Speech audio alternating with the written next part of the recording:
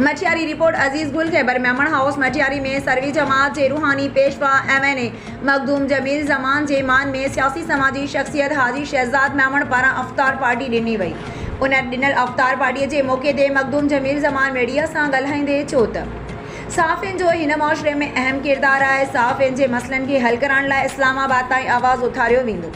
मटियारी ज़िले के समूरन साफ़िन के पार्लियामेंट की गैलरी जूं टिकेटूं ॾियारियूं वेंदियूं त जीअं मटियारी जा साफ़ी ऐवान की कार्रवाई ॾिसनि। कोशिश कंदुसि त वज़ीर आज़म शहबाज शरीफ सां साफ़िन की मुलाक़ात करायां त जीअं हू पंहिंजे ज़िले के मसलन के हल के लाइ आवाज़ बुलंद कनि। उन मौके ते Matiari media house Matiari media forum media centre जा समूरा साफ़ी दोस्त मौजूद हुआ।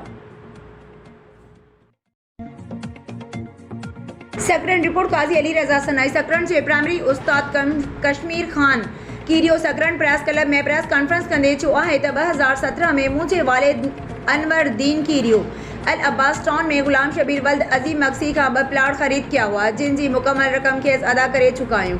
जीअं त रजिस्ट्री लाइ अलॻि 2 लख पिण खेस ॾेई चुका आहियूं पर हू रजिस्ट्री ॾियण लाइ तयार न आहिनि। हिन चयो त असां वटि प्लाटनि जा दस्तावेज़ ऐं ॾिनल रक़म जूं रसीदूं मौजूद आहिनि पर गुलाम शबीर ऐं संदसि घरवारी सनम मक्सी प्लाटनि जी रजिस्ट्री ॾियण खां लवाए रहिया आहिनि। हिन चयो त मूं अहिड़ी शिकायत शहर जे कुझु मोज़िज़िन खे पिण कई आहे।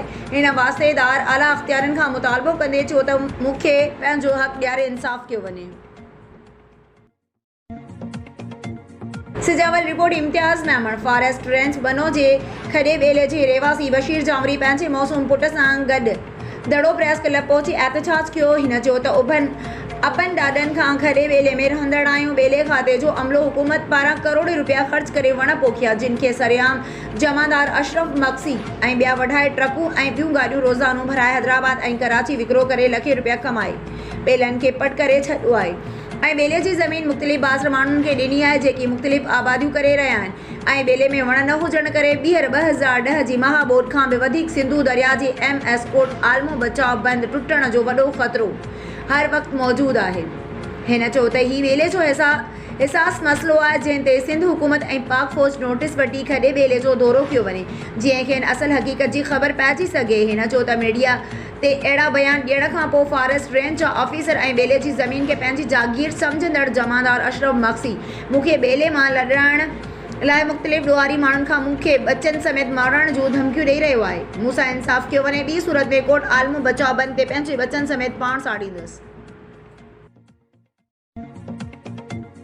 ॾखण पिरोज़ांग खातून शहर जो ॾखण SHO रफ़ीक सूमरे ख़िलाफ़ एहतजाज। ॾखण लॻोड़ हाजी फतेह मोहम्मद शहर वासण औरत ॾखण SHO रफ़ीक सूमरो ख़िलाफ़ ॾखण प्रेस क्लब में एहतजाज कंदड़ पिरोज़ा खातून शहर ॿुधायो त 2 ॾींहं अॻु बेगुनाह ॾखण SHO रफ़ीक सूमरो घर में गिरी 5 ढोर ऐं असांजे नौजवान आशिक शहर खे गिरफ़्तार करे उन ते तशद्दुद करे गुम करे छॾियो आहे।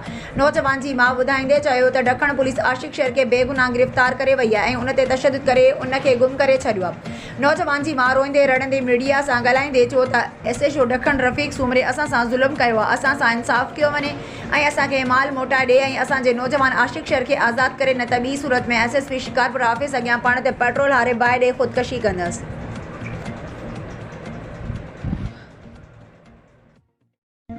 मीर फैज़ सूमरो N91 कश्मीर ते JUI जे सीट ते चूंड विढ़ंदड़ मीर शाह ज़ैन खान बाजारानी चयो आहे त उत्तर सिंध में बदअमनी खे रोकण जे लाइ सभिनी धुरियुनि खे किरदार अदा करणु घुरिजे जंहिं बाद अमन अमान क़ाइमु थी वेंदो। जेकॾहिं सिंध सरकार संजीदा थिए त ॾोहारियुनि जो ख़ात्मो अची सघे थो।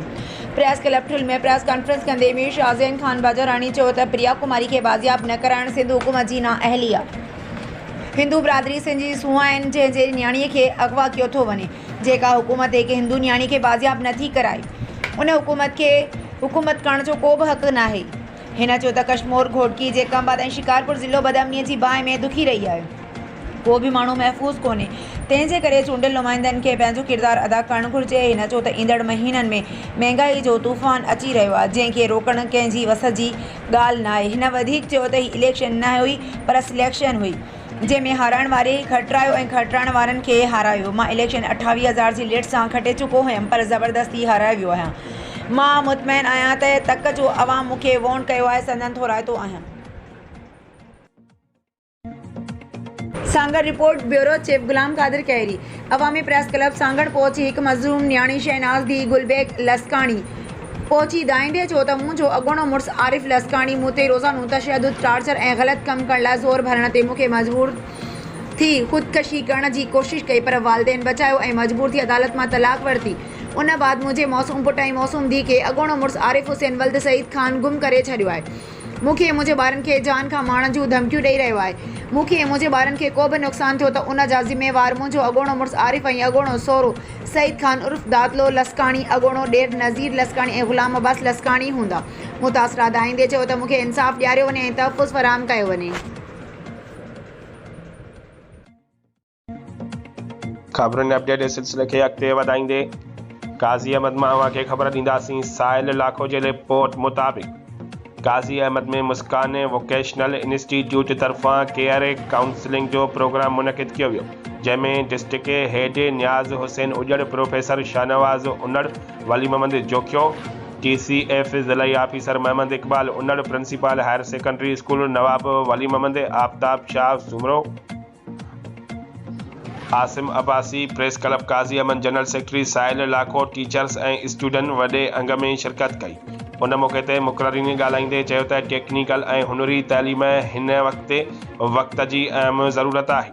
पूरी दुनिया में हथ जे हुनर खे पसंदि कयो वञे थो ऐं सिंध जी सक़ाफ़त ॾे हथोड़े ॿियनि मुल्कनि में मशहूरु आहे। सिंध हुकूमत बेनज़ीर भुट्टो जे नाले सां मनसूब हुनरी ऐं टेक्निकल प्रोग्राम शुरू करे नौजवान बेरोज़गार औरतुनि ऐं मर्दनि लाइ हिकु बहितरीनु मौक़ो फ़राहम कयो आहे, जिते 4 महीननि जा शॉर्ट कोर्स कराए नियाणियुनि ऐं नौजवाननि खे वज़ीफ़ो ऐं तजुर्बे जा सर्टिफिकेट पिणु ॾिना वञनि था।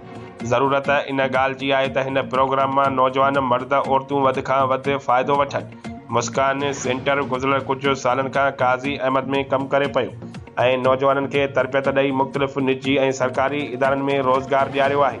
आख़िर में तरबियत दौरान निमाया पोज़ीशन्स हासिल कंदड़ शागिर्दनि खे इनामात ऐं शील्डूं पिणु ॾिनियूं वयूं।